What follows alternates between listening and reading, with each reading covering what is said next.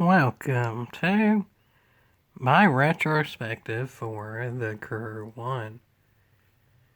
As of now, the Crew 1 is unplayable, unless you're really in the know. But for those that are really in the know, they're actually working on the Crew Unlimited, so that pretty much anyone with a good enough PC can then run it again. So I figured now would be a pretty good time to do the retrospective, because technically, at the time being, it's dead for pretty much everyone, but there is life if you want to go the route.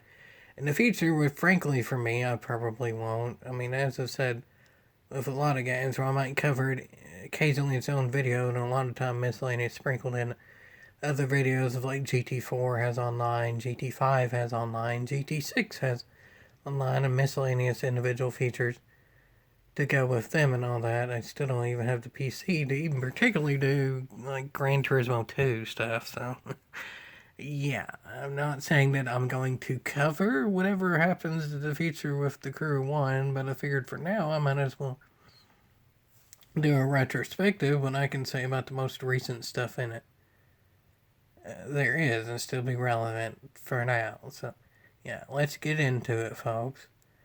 To begin with, I didn't play the very original of it, meaning, of course, not with the Xbox 360 version. I never had an Xbox 360, but I didn't even play it when it was in its base form.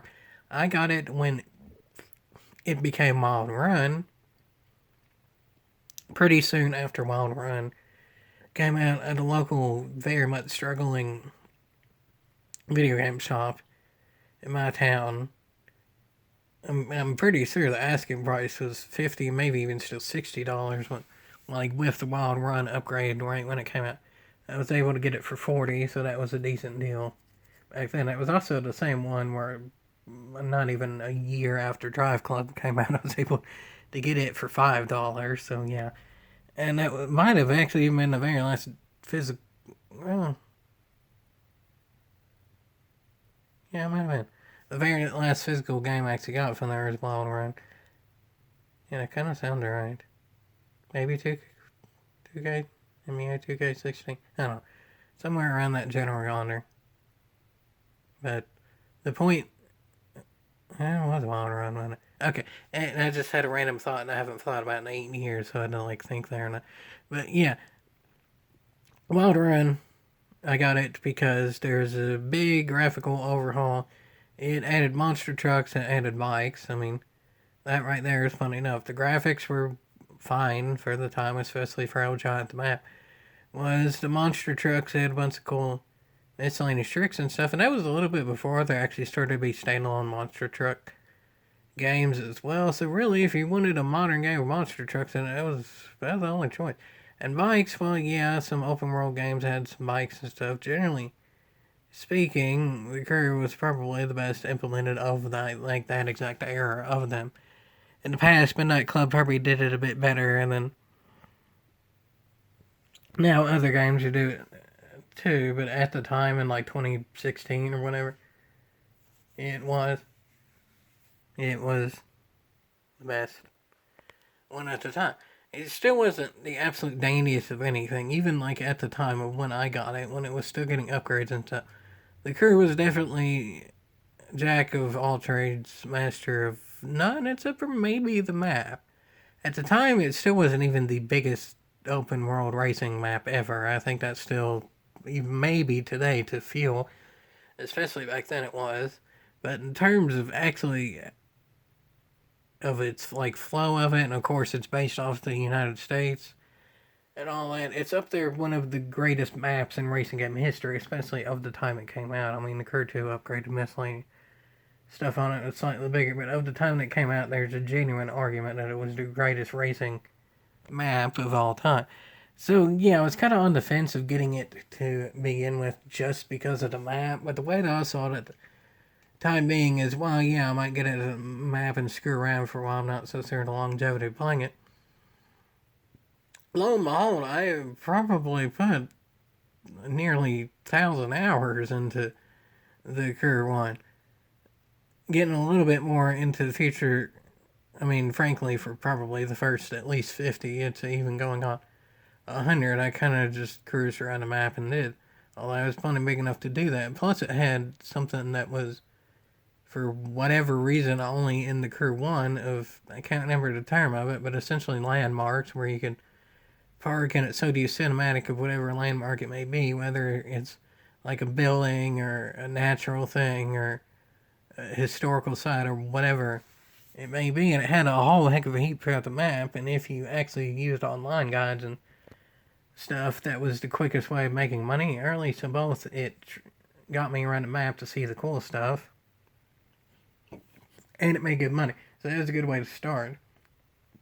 But I mean, even after that, once I had enough money to do the getting all the cars for the most part and stuff, then I actually did the upgrade system and all that, so I was able to play the game.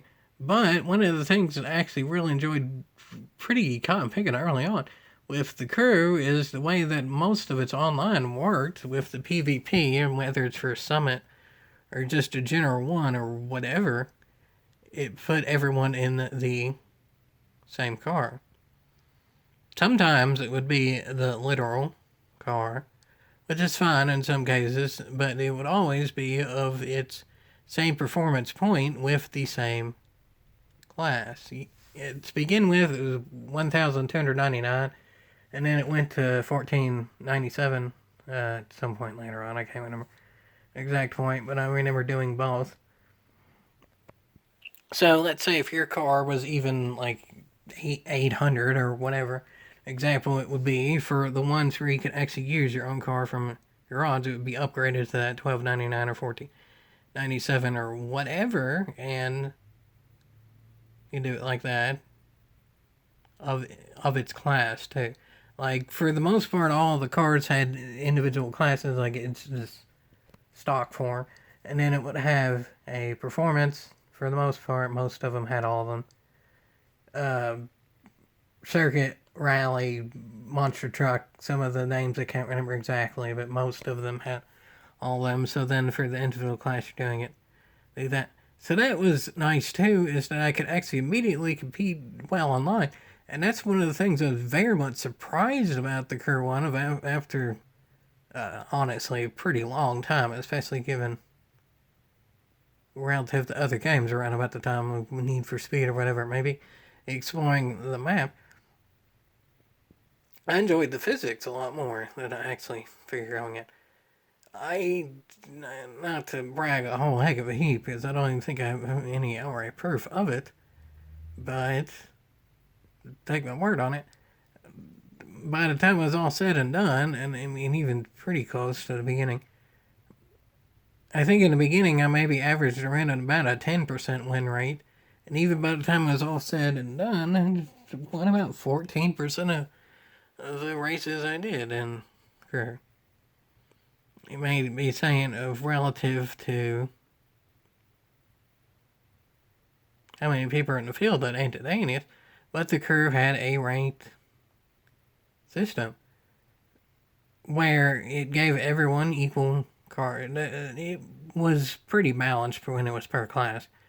Too, there were some that were definitely better than others, but Twisty Circuit used a motorcycle. The vast majority of Circuit or point to point, when Twisty used motorcycle, but for probably 80% of it, it was or anything but a motorcycle, car, truck, whatever, four-wheeled thing. So you definitely didn't want to use a motorcycle on a high-speed thing. But other than that, it was balanced pretty well. And while there were some that were better or whatever, I mean, if I wanted to, I could use a Mopar, and instead of winning that 14% of the time, maybe I'd win 11% or something like that. But it was balanced enough to where it was actually up there in the ranks, too. Of some individual times, it did it by factions back then. Different regions had factions. I can't remember the specifics. You could change each time, so there's never a specific one that I did. I tried to do it relatively strategic or whatever for once a summit in, or I think it might have been month, actually. I just kind of go by here, look at the ranks of the previous month and kind of pick from there, or whatever. But the point Being as there were actually quite a few times there would be way up in the platinum for that. With to some extent that had to do with the results of the summit in general.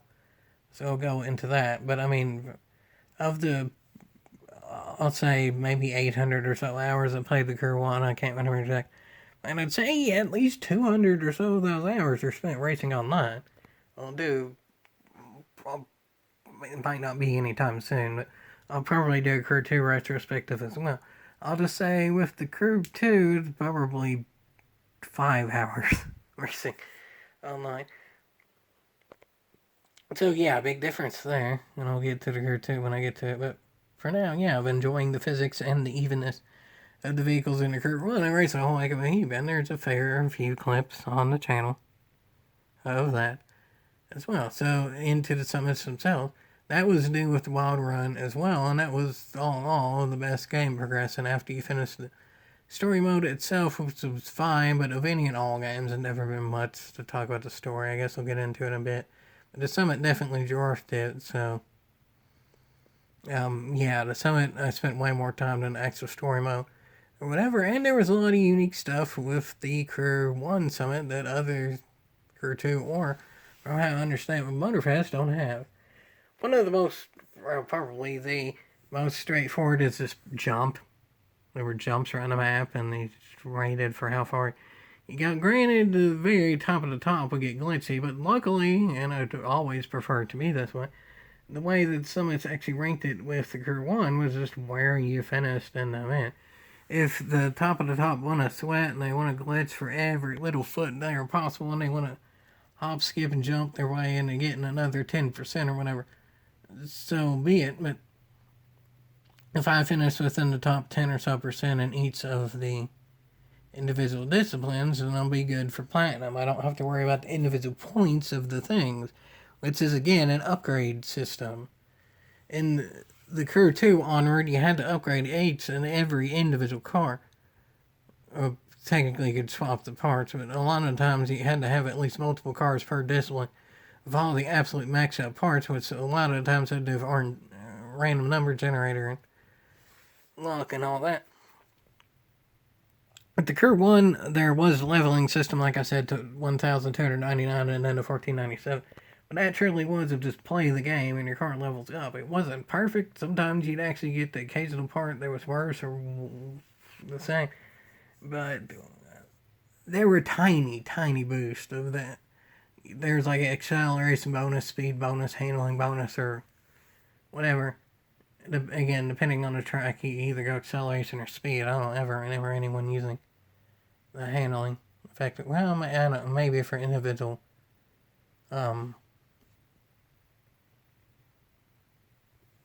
side things, which we'll get to in a minute, kind of like the jump. But in terms of actual racing, it was on handling was not the preferred one. It was either acceleration or speed. But those made a tiny difference. The main point that I'm saying is that you didn't have to then get the highest part and then spec out those parts either. So it even made the summits a lot easier. A lot of times it's more about the skill of the player than it was of how good your car. In the Crew 2 onward, you could give a new player, of course it didn't work that way, but theoretically, you could give like the best account to a new player, put it like that. And they would absolutely wipe the floor with a good player with an average car. That's how it worked. The Crew 1 was a lot more skill-based, and whether it's summit or actual racing or whatever. And the miscellaneous other kind of side events were fun too. Of course, there were racing AI, air drag racing, drifting, monster truck, all that, like there is future games. But then there was also a lot of side stuff too, like slalom through the gates was fun. There's actually a hill climb mode where you had to hit the individual instances going up the hill, so there's both the strategy of find the fastest line up the hill, because there was a finish line, and then also be able to do it to hit the individual point things. So a lot of the times the best of the best would kind of be able to find a way to where if you glitched your way to the very top real quick, you could not have to worry about getting the individual thing. But for 95% of the players, it was a mix of both. And from what I could tell, the Crew 1 was the only actual game that did the hill climb thing, like with the getting points and all that. And that was a cool combination stuff. I mean, there's even, I think there's ancient games, maybe even on like NES, maybe even SNES, Sega stuff back in the 80s and 90s of hill climb. And like the first one I played, MX versus ATV Unleashed, had a general hill climb of get to the top to the hill of the hill. It's fast. It's possible, but that's still probably the one that overall remember the most, and just jumping, because that one's straightforward. The side events too, so that was cool. And later on, the Crew 1 had a make your own track in a basic way too. It's point to point, and you just set out the waypoints. You didn't put the props or whatever, so it wasn't as advanced as what you ended up getting towards the very end of the Crew 2. Or, I'm not even going to say for Motorfest, I only played its early access, and early access didn't have it, so I'll be quiet about Motorfest. I don't even know for its track. I don't even think. But the Crew 2 didn't get something, albeit it was better, but it didn't get something all too close to the end. So that was cool too, and helped with the Summit rankings too, so you could actually make your own track. Granted, there was a straight up glitchy way of doing it, as you just put it on the salt flats for the most part, and then take a drag car and then just go from one point to others that as fast as possible. So that kind of got glitchy too, but still, it track, not really editor, but to set up around the map, and that was cool. Two, also, there were just challenges. Like, may have had a name, but I'll just say challenges in that they were timed miscellaneous things that got harder as it went. So you could see how many you could go together, but even if you weren't all that talented at the game, you could just restart a bunch at a time and slowly move up the ranking board with that too. There'd be a lot of miscellaneous stuff. Like just go a certain speed for a certain amount of time, smash an individual amount of the props, or in the game jump a certain point, drift a certain point, oncoming traffic a certain point. A lot of miscellaneous small stuff in there. See, that was kind of just a nice side thing that I don't really think about too much. Well, and, I mean, this is truly really controversial and it's sort of arcadey game. It's not that big a deal, really, for the drifting. Everyone has their own preferences. But to me, the drifting in the Crew 1 worked the best as well. I wouldn't say like its summit events are necessarily the best implemented, because it still had the cardinal sin of if someone else knocks debris in front of you, then your score ends, and it's kept the same way. So Crew games have never done good with the actual summit, with the drift of it. But in terms of the way the cars feel and all that in the drift events, in terms of like the control and all, I felt more confident in terms of actual car control drifting in the Crew 1 than the rest of the crews as well. Again, I didn't play Motorfest a whole heck of a heap. I was early access, but from what I can tell, Motorfest is kind of burnout paradise type thing.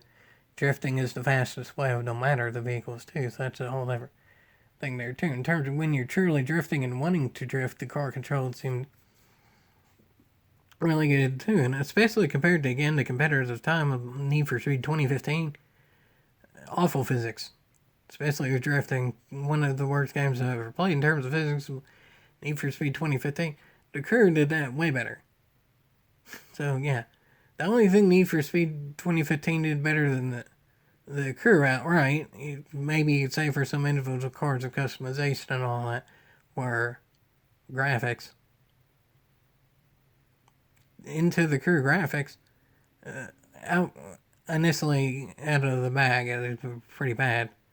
But then once it got overhauled, some people make the individual argument that some individual small things I'd say looked better in the first iteration. But overall, with the overhaul, the graphics were, given the size of the map, great. But overall, compared to other open world racing games, fine, nothing special. But I'd argue in a lot of ways too, the Crew 1 actually has better graphics than the Crew 2 as well, because the Crew 2 and onward with Motorfest, but Motorfest kind of counteracted that of a smaller map too. Had to deal with planes, so they had to do a lot of stuff different from the draw distance and all that. So a lot of like the scenery and stuff to me looked better in the Crew 1. Of course, some car models improved over time and all that.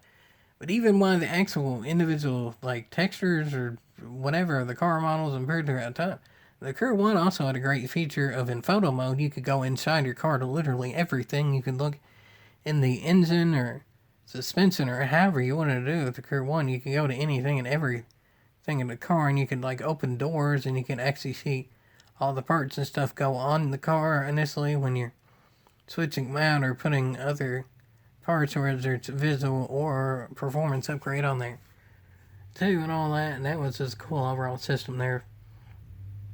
Graphics as well. Maybe they weren't the best compared to other open world games, but given the stipulations they have of like the giant map or maybe miscellaneous stipulations into what real world parts they'd get for the visual customization, whatever. Say the Crew 1 did a lot with the limitations in which it had too. So graphics wise, the limitations in which it had, I really can't particularly complain about it too. Story though, complain a bit of that, but I never really focused on any review that really. Whether it's an early review or retrospective, much particularly with the story, I'll be frank, but it's not the worst, it's not the best, it's kind of cheesy, many people discuss it more. I mean, is you're trying to be this tough guy and avenge someone's death or something like that. Do it by crashing cars into each other or like going around investigating stuff, so you have to go around the U.S. or something investigating, I guess, and then when you find stuff, you crash cars and others knock them out or something. The storyline, I think, would have worked a lot better if it was Grand Theft Auto or something, avenge someone's death, and then there could be guns and shooting and more police involvement and stuff in there. It didn't really work for a teen-rated game, but I mean, whatever. It gave an excuse to where you did go around the U.S. to see stuff and all that, so there was that, I guess. It utilized pretty much all the map in terms of the story, so I'll say that or whatever. But ultimately, where it failed, to kind of end off the video discussing all the other miscellaneous parts of the story, ended up kind of being irrelevant, because even though there was plenty to do offline, granted, between the summits and the actual racing others online and all that, I'd say probably 600 of the 800 hours I did online or that I did of the Crew 1 were online based, whether it's doing the summits to go with the leaderboard or direct racing. There were plenty of offline stuff too, especially later on. They actually added challenges and stuff too, to where there's a lot of things that you could do to unlock, I can't remember the exact term, but something along the lines of skill points. I might be way off on this, but from how I remember, because I only looked at the individual and not the total amount of points, the individual quests to do. But from what I remember, I think the total amount of points that you can get was somewhere around about like 15,000 or so. I ended up getting a little bit over 10,000 because I ultimately just did the stuff that I wanted to do. And you could unlock miscellaneous cosmetics and things like that, which, again, as I said, of the miscellaneous. I had some cool cosmetics and stuff, but the Crew 2 did it in a different way, so whenever I do that view, it's its own thing, so it wasn't absolutely perfect.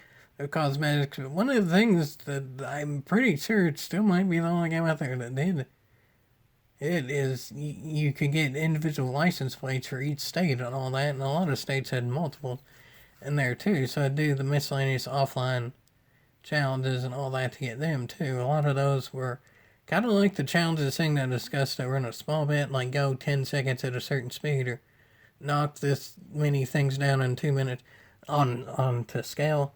Like it's knock down 100,000 things or go this speed for an hour in total or whatever. It may be that to scale, so I do things like that. And that was a bunch of cool stuff to do offline too, even after you finished story. You had plenty of progression and all that too, but I'm sure y'all know where I'm going. This is that it didn't matter. All the offline stuff, albeit maybe only 25% of my gameplay, was still 200 or so hours of it.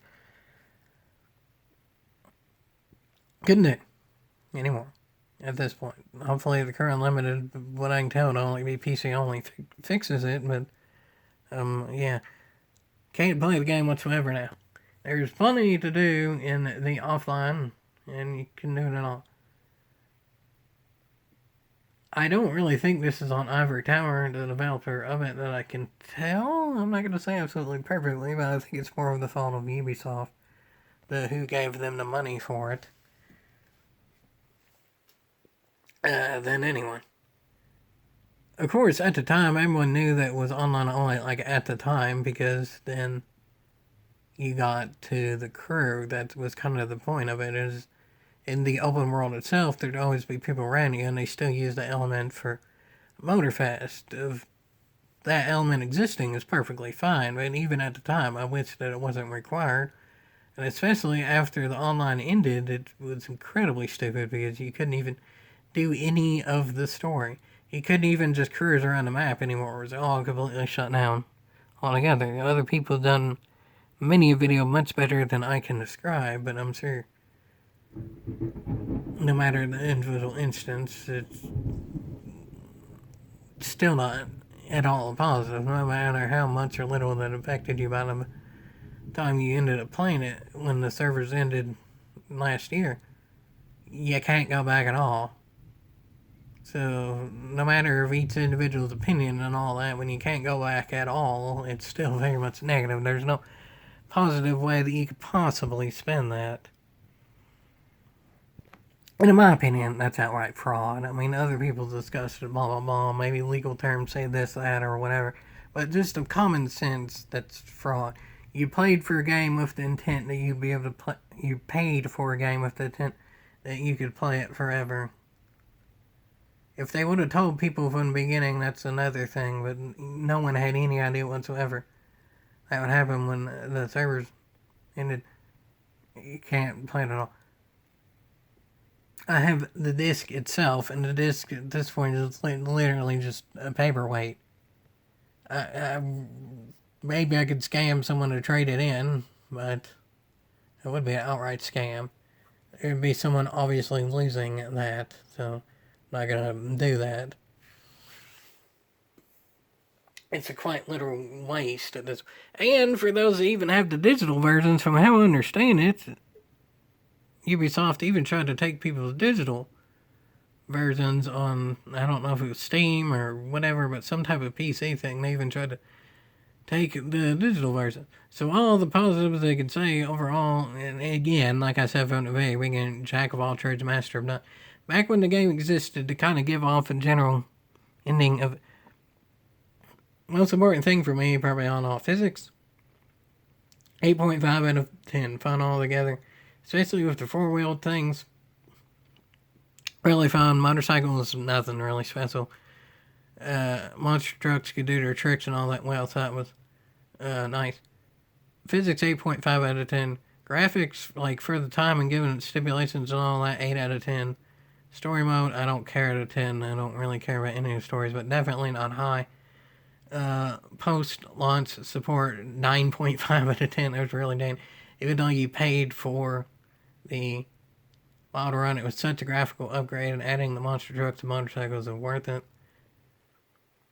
There was a calling on units too, but even of that, you could actually play the runner part, the outlaw.